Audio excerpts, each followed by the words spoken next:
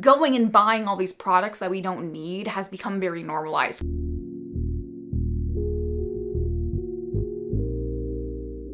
Today I want to do a video that is very different than the other types of content I've previously uploaded to this channel. More of a commentary style video that talks a little bit about the relationship to social media and content, and in regards to how that affects our purchasing and product consumption habits, because I think there is a huge correlation and it can be problematic from time to time. I especially want to talk about it in regards to the beauty, makeup, skincare, hair care side of social media, because that is a side of social media that I have spent a lot of time on over the years, both here on YouTube and on TikTok. I have consumed that kind of beauty content for so long.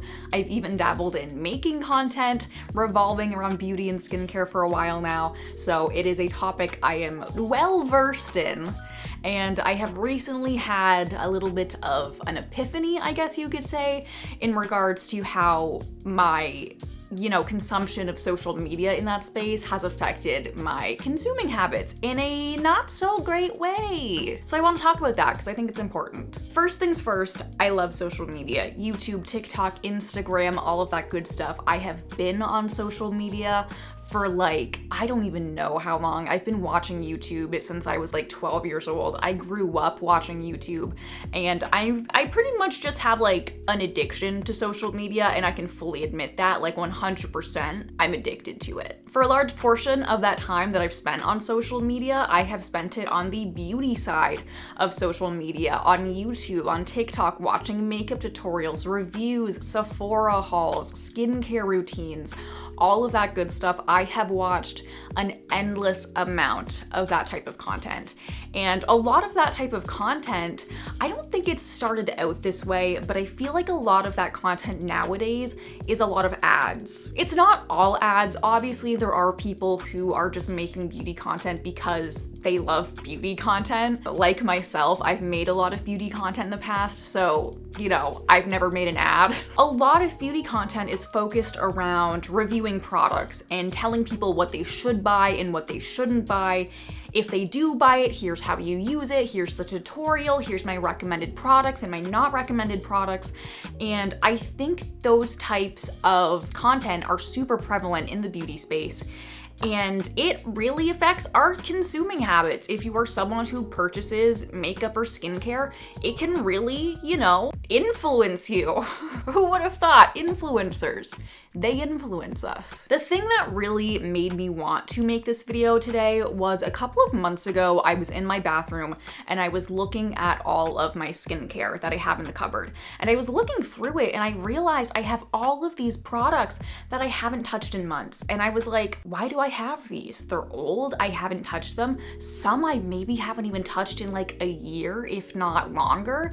And I was just like, why? Why have I ended up with so many products that I don't use? Why have I been continuously buying new products when I haven't finished my old product? After really thinking about it, I came to the realization that I think there's two main causes for it, and one of them is products being recommended to me and the fear of missing out on viral or recommended products, because products go viral and get recommended so often. And I feel like when products go viral, there is that FOMO. You don't want to miss out. You want to experience this great new product that everybody is recommending, so you go and get it.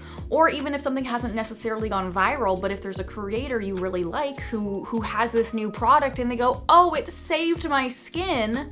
And as someone who has acne and has skin issues, I want to try the new thing that saved someone's skin because I want to see if it works for me.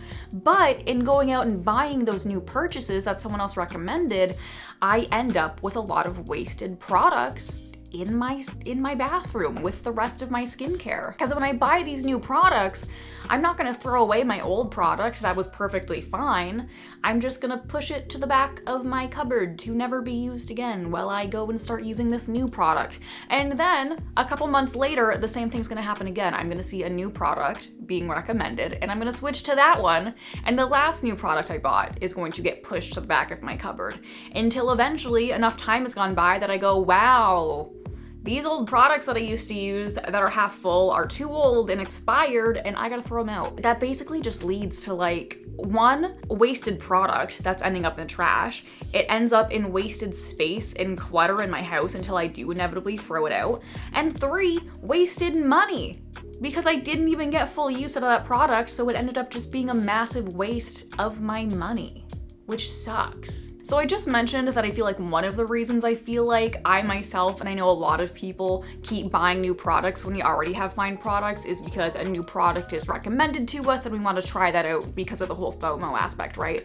But I think social media has also added to this, what's the word I'm looking for? We've gotten very used to hauls and people coming into large quantities of product to review, and almost made it feel very normalized to get large quantities of product just to try. How many times have I seen a haul video where someone goes to Sephora or Ulta and they come home with like 10, 15 new beauty products and they go, here's everything I got from Sephora or Ulta. And I think it's super normalized, but it's like, I don't know about y'all, but I am not buying a ton of stuff when I go to Sephora or Ulta every time. Don't get me wrong, I would love to, but one, that's very expensive and I just don't need the stuff, which is what I've realized. So I feel like going and buying all these products that we don't need has become very normalized, because even these like beauty gurus who like makeup is their job, and of course like if buying and trying makeup products is your job, of course you're going to be buying new products. They will never get through all those products they purchase. There's no way, especially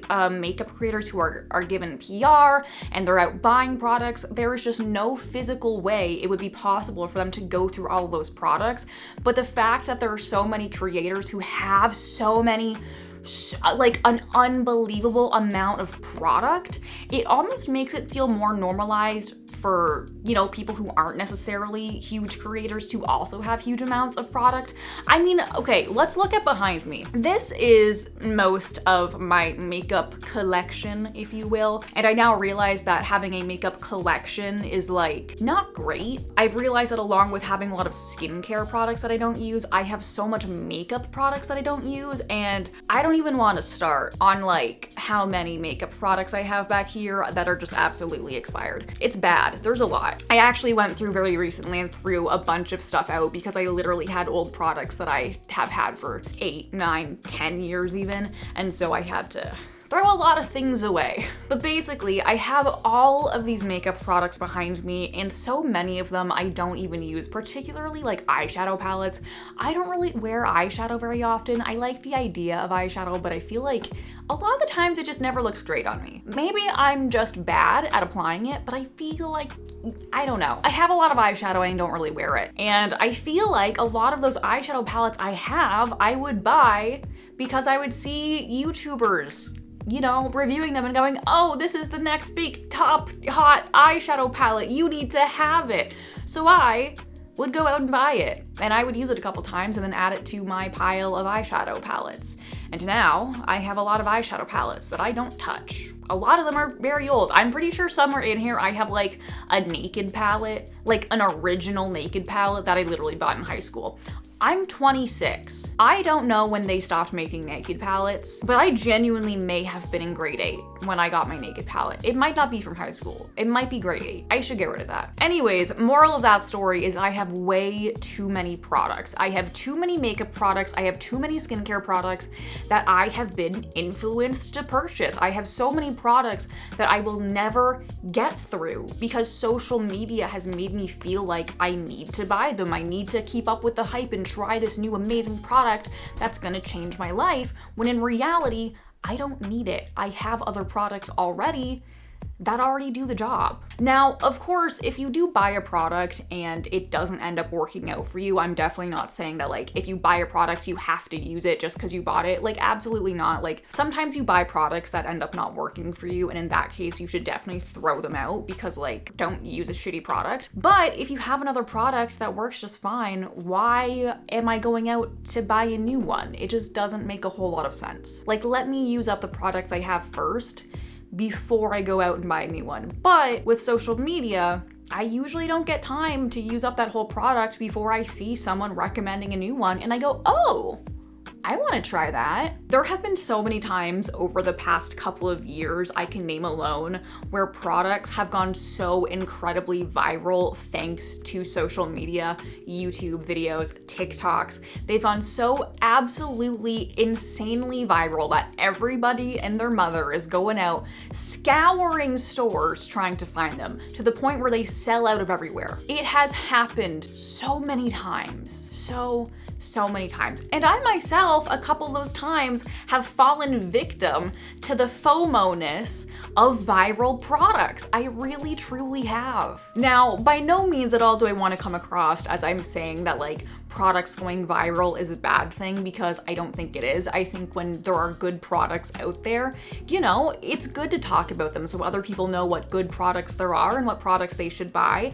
I really just want to talk about how I really think that as consumers, especially a consumer who is active on social media, particularly within the beauty and skincare, hair care space, that we really need to make educated choices when it comes to our consuming and purchasing habits, because I do feel like in this side of the internet, it is so easy to get caught up in the hype of products and just end up with so many products that we don't need and that we will not physically be able to use. I do think the use of social media in regards to the beauty and skincare side has really caused an absolute boom in business for the companies who are selling these products, which I'm sure they are absolutely loving. And I don't have the numbers on hand right now, but I have to imagine that social media alone has had a massive impact on their businesses and companies growing because of just the impact that it can have on promoting sales. And now don't get me wrong, I am literally in college for marketing. I'm about to enter my final year of my program.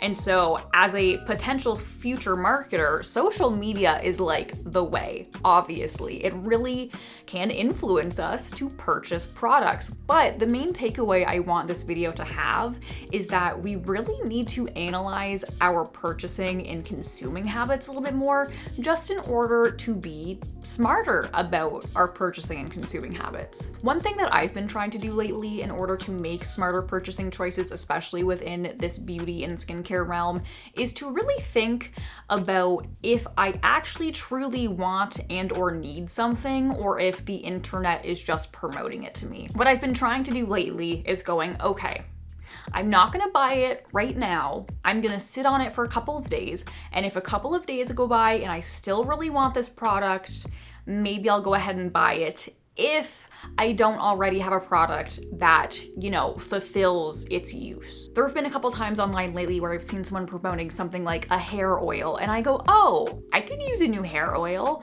And then I have to think to myself, Devin, no, you have one of those. That still has like quite a bit of product left. You do not need to buy that hair oil. Now, when I do run out of my current hair oil, maybe I will go and buy that one that was hyped about and, you know, talked very greatly of online. But right now, I'm gonna hold off on it until I actually have a use for it, because if I buy it now, the old one is just gonna get wasted, so what's the point? So yeah, sitting on purchases, waiting a couple days and really thinking about them before I purchase them is what I've been doing, and I really think it's something that a lot of consumers need to practice more, especially when it comes to this space. Now, I know this all is not necessarily an issue that everyone who buys makeup and skincare has. Not everyone is going out buying every product or every viral product that is recommended, but I do think that it's something that I've had an issue with, and I have to imagine there are a lot of other people who have fallen victim to like the FOMO feeling of things going viral or just things being recommended even if you don't need it. So, you know, I think it's a thing that we just need to make smarter choices and not fall victim to every new trend and product that hits the shelves and our TikTok feeds. I do also want to say that I do not think that this is an issue that is unique to the beauty, skincare, hair care sides of social media in purchasing products, but you also see it especially in things with fashion, like people making huge Shein hauls. That in itself is a topic for potentially another video, because that's a whole other problematic thing that I've also, you know, dabbled in here and there. But I'm also sure that this applies to a lot of other areas of social media and products as well, because, you know, social media at this point is a massive way to sell things. It's just a lot of ads all over. Everything is being sold on social media. So I'm sure this is relevant to a lot of sides of the internet and different products. So I think that's pretty much it about what I wanted to say about this topic and how social media can affect our purchasing and consuming habits. I think it's a really important topic to talk about because I don't think I've really seen it talked about too much online. I'm sure a lot of people have, but it's just something that I wanted to go ahead and talk about because it's something that has affected me a lot, and I'm sure it has affected so many other people online because I know that I have spent a whole lot of money on things because, you know, TikTok and YouTube have influenced me to do so, and I'm sure maybe you have as well. And I just think it's something that maybe we need to be a little bit more aware of so that we can in turn make better purchasing choices. So I hope you were able to take away something from this video, and maybe going forward you will think differently about purchasing a product just because you saw someone talk about it online. Because like I said, it's, you know, I talked most about like the beauty and skincare aspect of this issue, but it affects everything. You know, the internet, social media, it's here to sell us stuff for the most part. So I think it can be applied to most things. But that being said, thank you so much for watching this video. I hope you can work on making smart spending choices, and I'm going to go ahead and try to do the same. But yeah, thank you so much for watching this video. I really want to try to make more commentary videos because I have a lot of thoughts and feelings and things to say, and I want to say them. So yeah, I want to make more videos in this style, so let me know if there's any topics that you want me to try to talk about and cover, and I will do my best. But yeah, thank you for watching, and I will see you in the next one. Bye!